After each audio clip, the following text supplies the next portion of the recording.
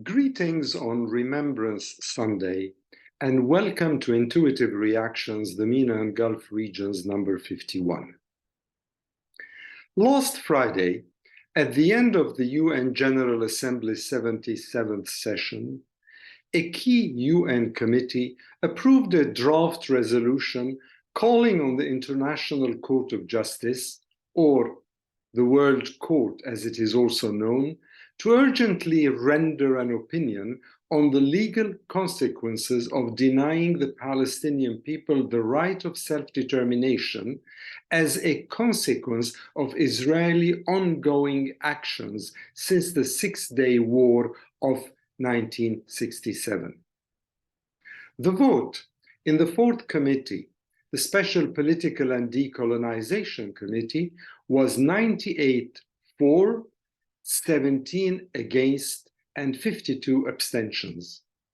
The resolution will now go to the 193-member Assembly for a final vote before the end of the year, and in my opinion, it is quite likely to garner a majority approval.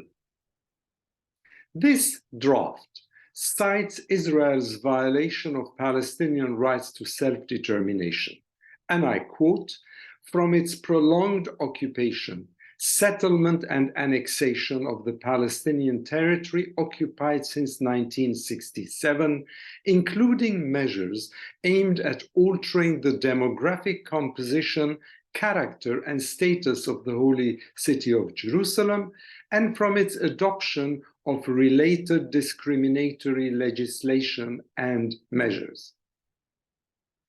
It would also ask the court charged with settling disputes between countries for a non-binding opinion on how these Israeli policies and practices affect the legal status of the occupation, and what are the legal consequences that arise for all states and for the United Nations from this status. Now, this is not the first opinion sought from the court stemming from this Israeli-Palestinian conflict.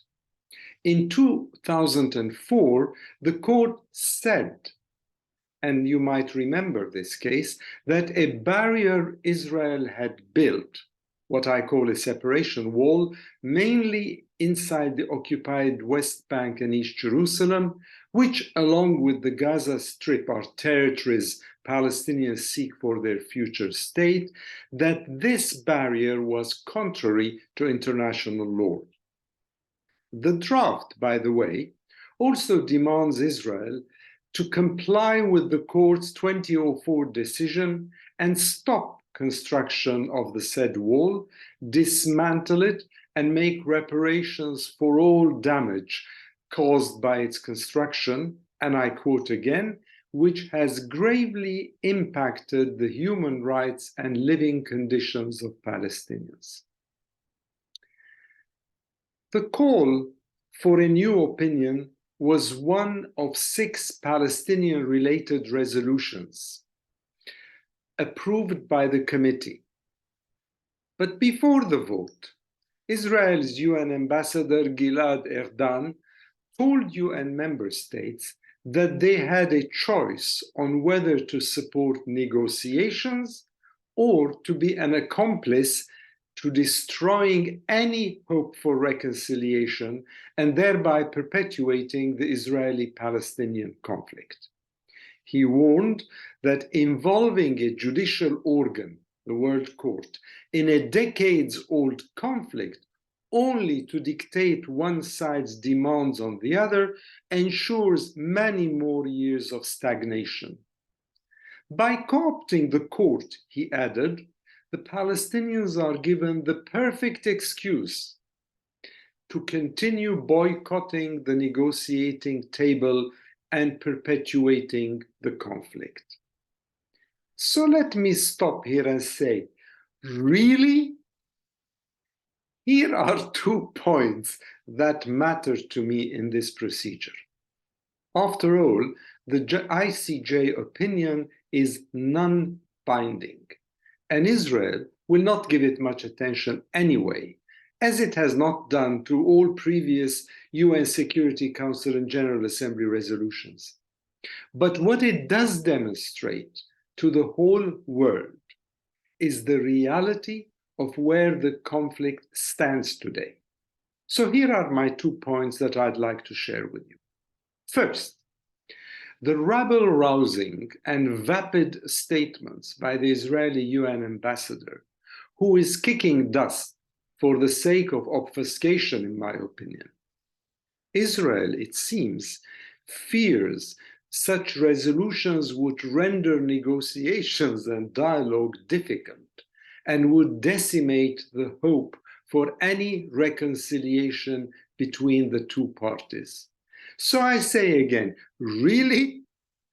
Even the most insincere or the most gullible follower of this decades-long conflict knows on which side justice tilts, knows that there are no negotiations because Israeli politicians do not want negotiations, do not want to return the land. They only want to manage it.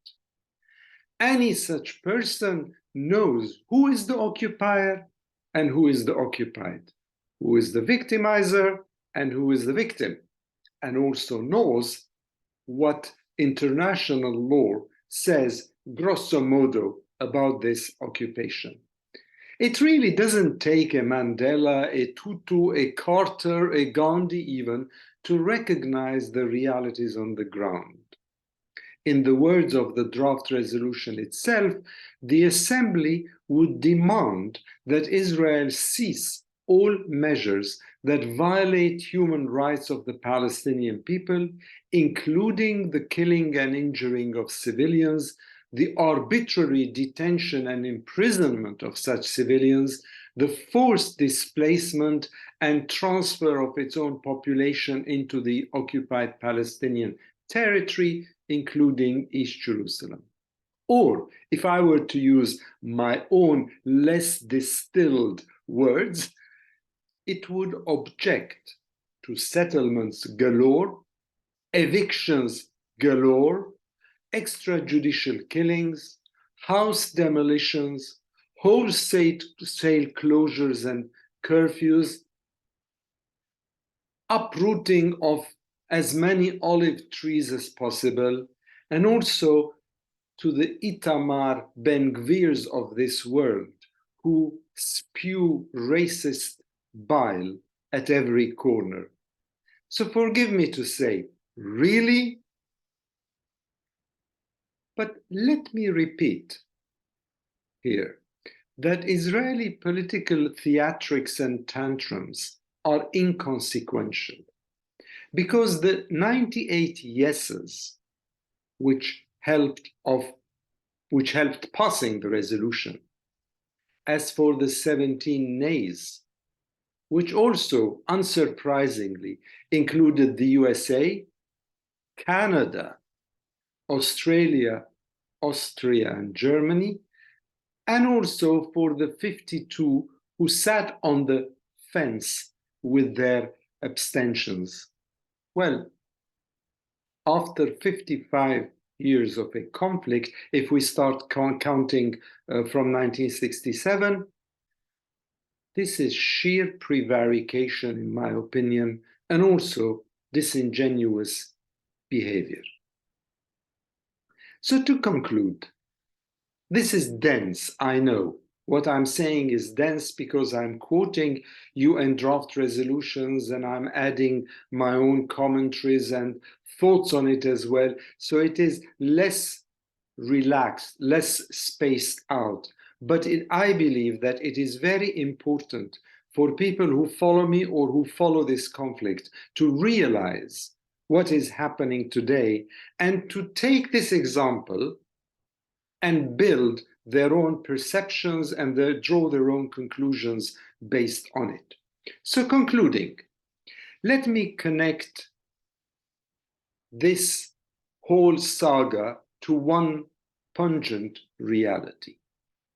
If the West, my West, as I'm very much part of it too, wants me to believe that our political classes will have integrity and credibility, or expects me to worry more actively about Ukraine, which incidentally voted for the resolution, much to the irritation of Israel, or to worry about Taiwan, well, let them show some backbone, some truthfulness, and let them support a people seeking its self-determination.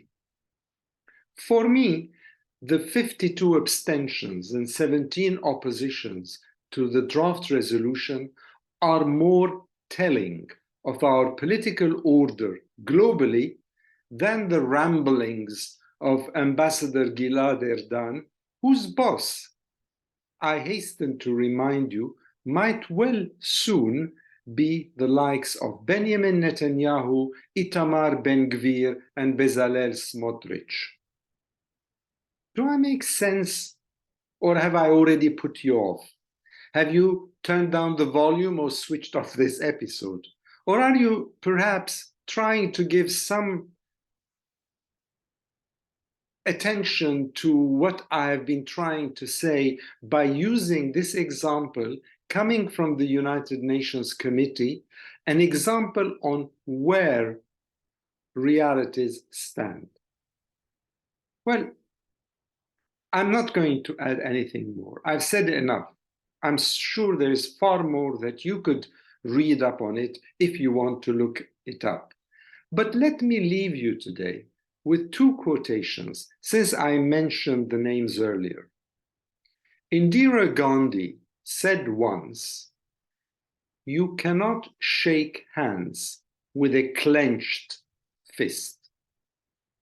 Ask yourself, who's clenching the fist and whose fist is unclenched for peace to happen in this neck of the woods? And also Desmond Tutu added, "Do your little bit of good where you are." It's those little bits of good put together that overwhelm the world. I think it's very powerful. And this is an empowering statement by the late Archbishop Desmond Tutu to the likes of you and me, ordinary people who do not perhaps have much political weight at all, whose opinions do not really count much in the global syndication of political opinion. But we do our little bit, and bit by bit, from him and her, here and there, might well one day overwhelm the world, not only on Israel-Palestine, but on many other conflicts, not only on conflicts, but also on other issues, such as climate change, which is happening now in Sharm el-Sheikh in Egypt. So, that's all I had to say. And I'll add, I can dream, can't I? Have yourselves a nice Sunday.